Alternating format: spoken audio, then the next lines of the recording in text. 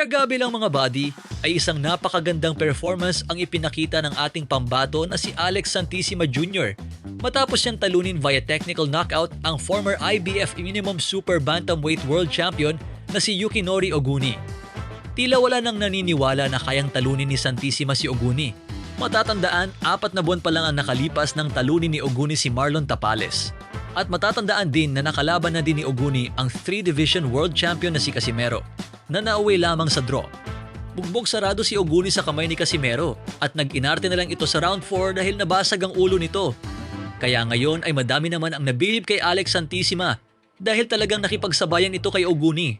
Hanggang dumating ang round 8 ay dito na tinapos ni Alex Santissima ang laban, dahilan para ihinto na ng referee ang laban at makuha ni Alex ang panalo via technical knockout sa round 8.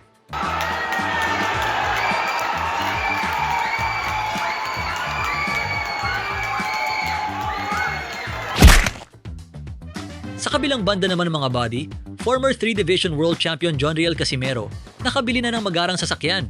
Sa isang post ni Casimero na kasama niya ang sasakyan ay sinabi niyang panagrap niya lang daw ito dati. Ano ang masasabi niyo dito mga body?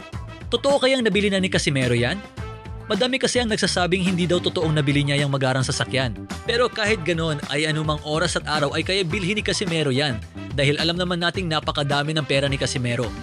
Samantala, madami ang nangangambang fans dito kay Casimero na baka sa mga susunod niya na laban ay matalo siya dahil apabayaan na kasi ni Casimero ang training niya.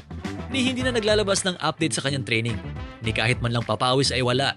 Ibang papawis na kasi ang ginagawa ni Casimero ngayon mula nang nagkaroon siya ng girlfriend. Halos mag-focus na lang siya sa kanyang girlfriend. Madami naman ang nagsasabing peraling ang habol sa kanya ng kanyang girlfriend. Napakaswerte at paldo dahil lahat ng gusto ay binibili ni Casimero. Ano ang masasabi niyo dito mga buddy?